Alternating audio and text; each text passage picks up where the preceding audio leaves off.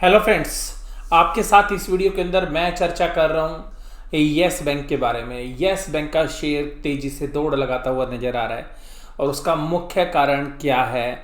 मुख्य कारण जो है बताया जा रहा है MSCI इंडिया इंडेक्स के अंदर उस शेयर को शामिल कर लिया गया है। उस शेयर का मतलब यस बैंक का शेयर जो है MSCI इंडेक्स में शामिल कर लिया गया। आप लोग सभी लोग ये जानना चाह रहे होंगे कि MSCI इंडेक्स क्या है, इसके शामिल करने से यस बैंक पर क्या प्रभाव पड़ रहा है, इसका प्रभाव कितने दिनों तक रहेगा, कितना और ये शेयर चलेगा, और सबसे खास बात की क्या ये शेयर अपने पोर्टफोलियो में रखने लायक बनता है या नहीं। तो इन सभी पहलुओं पर जो है चर्चा शुरू करते हैं। और चर्चा देखिएगा, हम बात करेंगे MSCI इंडिया इंडेक्स। देखिए MSCI इंडिया इंडेक्स है क्या चीज़, सबसे पहले तो इसकी बात करते हैं। देखिएगा MSCI इंडिया इंडेक्स, MSCI एक लीडिंग सर्विस प्रोवाइडर है जो डिसीजन लेने के लिए, इन्वेस्टमेंट के डिसीजन लेने में अपने ग्लोबल क्लाइंट्स यानी कि पूरे वर्ल्ड के क्लाइंट्स की हेल्प करता है। अगर आप चाइना में निवेश करना चाहते हैं, आप इंडिया में निवेश करना चाहते हैं, इंडिया की बड़ी कंपनी में निवेश करना चाहते हैं, इंडिया की छोटी कंपनी में निवेश करना चाहते हैं, आप पूरे वर्ल्ड में निवेश करना चाहते हैं, आप यूरोप में निवेश करना चाहते हैं, तो ये अपने सभी क्लाइंट्स को अलग अलग तरीके की सुविधाएं देते हैं। तो जो लोग इंडिया में निवेश करना चाहते हैं तो इंडिया के वो शेयर्स जो MSCI ने एक इंडेक्स बनाया है कि उसकी राय में ये बेहतर रिटर्न्स जो है देने वाले जो शेयर्स हैं, इनका एक इंडेक्स जिसमें आप इतना % पैसा लगाएंगे तो वो हमारी रिसर्च टीम के हिसाब से सबसे बढ़िया होगा। तो ये अपने जो क्लाइंट्स हैं उनको ये फैसिलिटी देते हैं कि MSCI इंडेक्स जो है वो ये बनाते हैं और एक बेंचमार्क है जिसको ये बार बार जो है रिव्यू भी करते रहते हैं। तो अपने रिव्यू के अंदर जो है इन्होंने ये बताया कि यस बैंक जो है उसको शामिल किया जाना चाहिए। तो ये जो नवंबर 30 से जो है ये इफेक्टिव होगा, तो जिसकी वजह से आपको यस बैंक के शेयर्स में जो है तेजी देखी जा रही है। इससे संबंधित और भी जो सारे सवाल हैं उनके जवाब जो है मैं देने की कोशिश आपको करूंगा। तो देखिएगा, सबसे पहली बात है MSCI इंडिया इंडेक्स, इसकी परफॉर्मेंस क्या रही है। देखिएगा, जब से ये इंडेक्स 1994 से बना है तो 10.71% की रिटर्न इसने दी है। इसका MSCI का एमर्जिंग मार्केट यानी कि जो बढ़ती हुई इकोनॉमीज है वहाँ पर 9.43 जब से ये चला है, और MSCI ब्रिक यानी कि जो ब्रिक कंट्रीज़ हैं उन कंट्रीज़ का 11.6। इसके अलावा इनकी जो पी रेशोज़ हैं वो 25.32। तो ये ऐसा खास क्या है इस इंडेक्स के अंदर, तो ये देखिएगा, ये जो इंडेक्स है ये किन चीज़ों पर ध्यान रखता है। ये ध्यान रखता है वैल्यू के ऊपर, यानी कि ये ऐसे शेयर्स को खरीदने की चेष्टा करते हैं जो रिलेटिवली इनएक्सपेंसिव हो, बहुत महंगे ना हो, लो साइज़ यानी कि वो कंपनियां साइज़ में बहुत बड़ी ना हो। ऐसा नहीं है कि बड़ी कंपनियां नहीं होती, बट ये कहते हैं कि उसका भी एक अच्छा कंपोनेंट हम रखते हैं, मोमेंटम। और उन शेयर्स के अंदर वैल्यू के साथ साथ मोमेंटम यानी कि लोग उनको खरीदने के लिए दौड़ेंगे या दौड़ रहे हैं अभी, तो वो सब देखते हैं।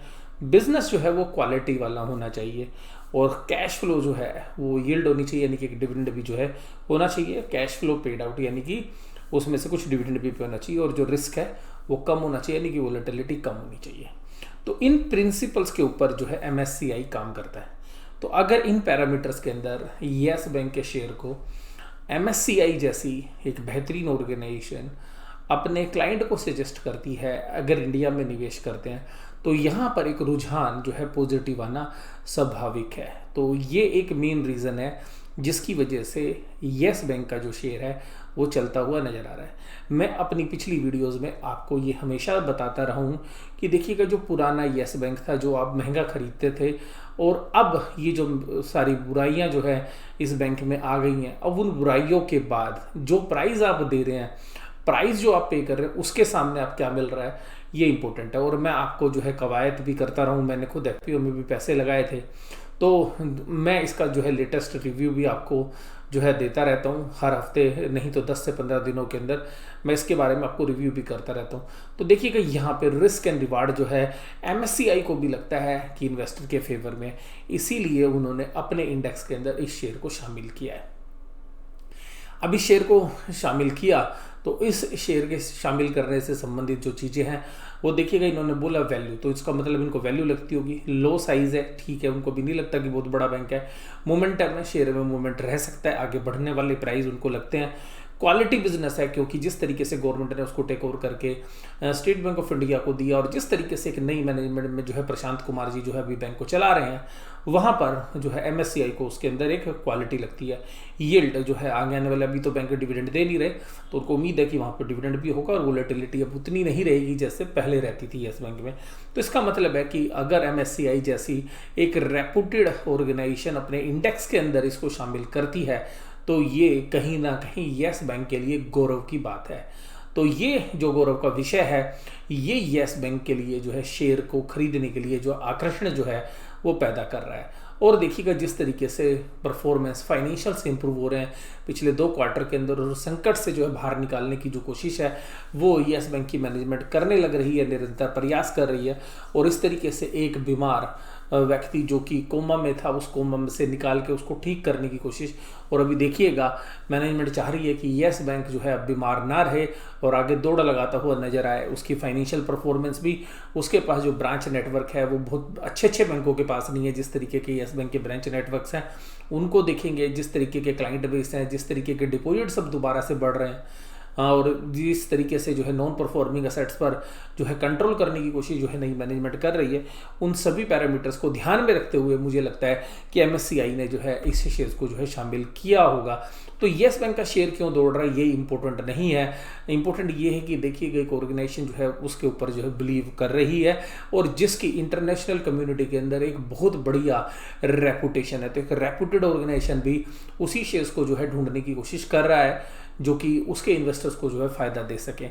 तो देखिएगा मेरे सामने आप वो लिस्ट भी देखेंगे अभी जो मैं शामिल की गई है, लेकिन Kotak bank, MRF, Muthoot finance, yes bank है 8 others to be added to MSCI India index. India के और भी इंडेक्स है लेकिन ये इंडिया का बेंचमार्क इंडेक्स जो है एमएससीआई का इंडिया इंडेक्स, यानी कि जिसको वो मेन मानता है। तो येस बैंक और ट्रेंट जो है शेयर्स जूम एमएससीआई इंक्लूजन। तो देखिएगा ये जो शेयर हैं, कौन कौन से जो शेयर्स हैं वो शामिल किए गए हैं, उसमें देखिएगा ACC, Adani green, Apollo hospital, Balakrishna industries, Ipca lab, Kotak Mahindra bank, L&T info, MRF, Muthoot finance, pi industry, Trent and yes bank. देखिएगा जब ये येस बैंक का शेयर आया तो लोगों को सरप्राइज हो गया। क्या हो गया? लोगों, अरे एमएससीआई में येस बैंक क्यों आ सकता है?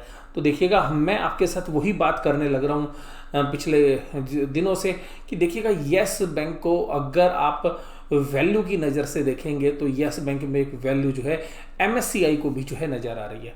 तो अपने एनालिसिस में मैं ये बात आपके साथ बोलता रहता हूँ। बोश और एलआईसी हाउसिंग फाइनेंस को जो है उन्होंने एग्जिट कर दिया है इस लिस्ट से।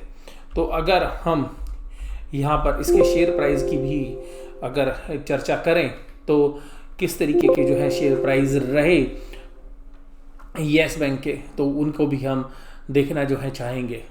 तो यहाँ पर अगर आप देखेंगे कि येस बैंक के जो शेयर प्राइस हैं वो किस तरीके के रहे, तो आइएगा उनकी भी हम चर्चा करते हैं। तो देखिएगा येस बैंक का जो शेयर प्राइस है ये किस तरीके का रहा है पिछले 2-3 दिनों से। तो 3 दिन से लगातार सर्किट जो है येस बैंक के शेयर में लग रहा है।